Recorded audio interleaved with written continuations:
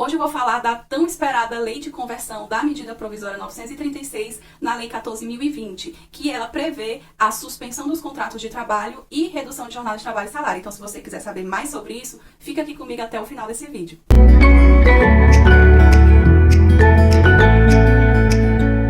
Vamos então começar mais uma semana com uma novidade legislativa que estava todo mundo esperando. Mas agora, com essa lei 14.020, teve a prorrogação automática dos acordos de suspensão e redução de jornada de trabalho? Se você assistiu meu vídeo anterior que eu falei sobre isso, eu mencionei que mesmo após a sanção presidencial, ainda assim não haveria essa prorrogação automática, porque é necessário ter um decreto presidencial dando os prazos de prorrogação. Até o momento que eu estou gravando esse vídeo, a gente ainda não tem esse decreto, mas cogita-se que ele já esteja pronto e que vai ser de 60 dias para os acordos de suspensão e 30 dias para os acordos de redução de jornada de trabalho e salário. Caso seja publicado esse decreto com prazos diferentes, eu deixo aqui uma edição na descrição desse vídeo. Por hora a gente está trabalhando com esses prazos, mas eu reforço, não houve a prorrogação automática. A gente tem que esperar ser publicado esse decreto para então ver como que ele vai trazer também as próprias medidas de adequação daqueles acordos que ainda estão em vigência, por exemplo. Mas vamos entrar então no assunto desse vídeo para não ficar muito longo. Eu já te adianto que aqui eu só vou trazer as principais alterações. As outras eu vou colocar em post escrito lá no Instagram do Guia Jurídico e eu já te convido para você seguir também a página que tem muita informação legal. Mas afinal, o que essa lei trouxe de diferente? A principal questão aqui é que ela prevê a força maior e não o fato do príncipe. Se você não sabe o que é isso, eu já fiz um vídeo aqui no canal explicando a diferença entre esses dois institutos e vou deixar também aqui na descrição e no card para você assistir depois. Na prática, essa lei, ela diz que não vai poder ser cobrado do ente público que decretou as medidas de isolamento as indenizações das verbas trabalhistas por eventuais demissões que tenham ocorrido aí por conta do fechamento dos estabelecimentos. Por exemplo, não vai poder ser cobrado a multa de 40% do FGTS do ente público que decretou as medidas de isolamento, ainda que a empresa tenha passado por dificuldade financeira por conta dessas medidas. Então, está caracterizado a força maior. Vamos falar então da empregada gestante, que muita gente tinha dúvida, não estava prevista ali na MP 936. Essa lei, ela traz expressamente a possibilidade de se firmar um acordo para suspender ou para reduzir a jornada de trabalho dessa empregada gestante. Mas, uma vez ocorrido o evento caracterizador do recebimento do salário maternidade, e que evento é esse? O nascimento do filho, aborto não criminoso, ou adoção ou guarda para fins de adoção, nesse caso, o empregador ele tem que avisar imediatamente o Ministério da Economia, porque aí, nesse caso, o acordo de suspensão ou de redução vai ser interrompido e ela vai passar, então, a receber não o benefício emergencial de manutenção do emprego da renda, mas sim o salário maternidade. Mas, então, como é que fica a questão da estabilidade dessa empregada gestante? Você deve saber que ela não pode ser demitida sem justa causa, desde a confirmação da gravidez até 5 meses após o nascimento do filho. Nesse caso, ela também vai ter direito à estabilidade pelo fato de ter tido a suspensão ou a redução da sua jornada de trabalho e salário. E como é que fica então? A gente vai somar essas duas estabilidades. Então eu vou te dar aqui um exemplo. Vamos supor que uma gestante, ela tenha tido seu contrato de trabalho suspenso por 2 meses.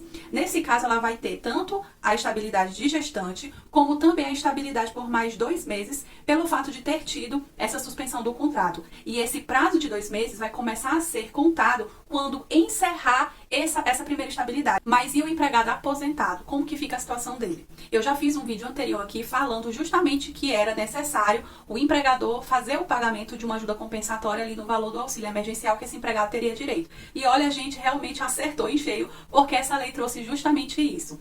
E o que essa lei diz? Que esse empregado que é aposentado, ele pode sim ter o seu contrato suspenso ou com a jornada reduzida, mas ele tem que receber uma ajuda compensatória do seu empregador. Então veja bem, não vai ser o governo federal que vai pagar o benefício, né, o auxílio emergencial de manutenção do emprego da renda, vai ser o próprio empregador. Mas de quanto vai ser então esse valor? Nesse caso, essa lei diz que o empregador vai ter que pagar para o seu empregado que é aposentado uma ajuda compensatória no mesmo valor que ele teria direito se fosse receber o auxílio emergencial de manutenção do emprego e da renda. Agora, se esse empregado que é aposentado, ele trabalha numa empresa que no ano passado, no ano base de 2019, teve uma receita bruta aí de 4,8 milhões acima desse valor, nesse caso, o valor de ajuda compensatória para esse empregado aposentado é outro, porque vai ter que ser de no mínimo 30% do salário desse empregado, mais aquilo que ele receberia se fosse receber o auxílio emergencial de manutenção do emprego e da renda. Então, tem essa diferença aqui do empregado que trabalha numa empresa que teve faturamento inferior do ano passado a 4,8 milhões e aquele que trabalha numa empresa que teve faturamento acima disso. Então, fica de olho aqui nessa questão. Agora, eu vou te trazer uma modificação importantíssima que teve aqui se comparado com a MP 936, porque essa lei ela trouxe valores de salário diferentes para se ter ali um acordo individual ou uma negociação coletiva. E como é que ficou então agora? Se esse empregado ele trabalha no estabelecimento que no ano base de 2019 teve uma receita bruta acima de 4,8 milhões de reais, nesse caso vai poder ser feito um acordo individual ou uma negociação coletiva para reduzir ou para suspender o contrato de trabalho, se esse empregado receber até 2 salários mínimos. Se esse empregado trabalhar numa empresa que teve um faturamento nesse mesmo período inferior a 4,8 milhões, vai poder ser feito acordo individual ou negociação coletiva, desde que ele tenha salário de até 3 salários mínimos.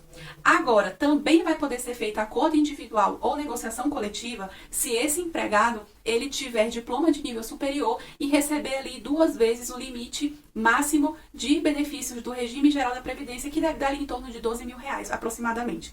Então, nesses 3 casos que eu mencionei, vai poder ser, sim, feito tanto acordo individual como negociação coletiva. Agora, se esse empregado ele não tiver dentro desses 3 requisitos que eu acabei de mencionar, nesse caso, o acordo de suspensão ou de redução da jornada dele só vai poder ser feito através de uma negociação coletiva.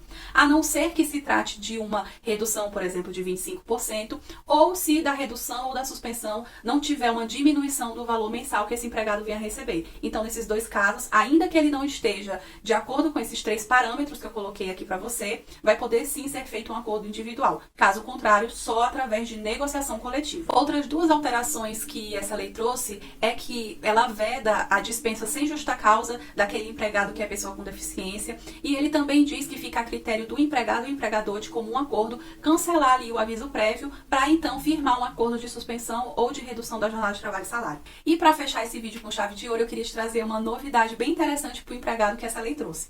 Aquele empregado que sofreu a redução, a suspensão do seu contrato ou que contraiu o coronavírus e tem ali laudo médico, exame de testagem, caso ele tenha firmado um contrato de empréstimo, de financiamento com uma instituição financeira, ele vai poder fazer um novo acordo, um novo contrato com essa instituição, nos mesmos moldes do contrato anterior, ou seja, com as mesmas garantias, a mesma taxa de juros, e ele vai ter aí uma carência de 90 dias para começar então a pagar esse novo acordo, esse novo contrato, desde que esse pagamento ele seja descontado ali direto da sua folha de pagamento. Inclusive, se tratar de uma redução de jornada de trabalho e salário, esse valor que seria descontado também pode ser reduzido na mesma proporção de redução que ele teve do seu salário. Agora, se esse empregado ele for demitido, nesse caso ele vai poder também fazer um novo contrato com essa instituição financeira, mas aqui transformando então em empréstimo pessoal, e aí o prazo de carência dele passa então a ser de 120 dias. Bem interessante isso para o empregado, né? Bom, gente, eram essas considerações que eu tinha para trazer sobre essas alterações que ocorreram por conta da conversão da MP 936 de lei. Mas, claro, você ficou com alguma dúvida, pode mandar aqui nos comentários, pode mandar no direct do Guia Jurídico no Instagram, pode mandar por e-mail. E se você já assistiu esse vídeo até aqui, gostou, dá um joinha que ajuda a divulgar o canal, se inscreve e ativa as notificações clicando no sininho que fica aqui embaixo, que toda vez que tiver um vídeo novo você vai ser avisado. Então, até a próxima. Tchau, tchau!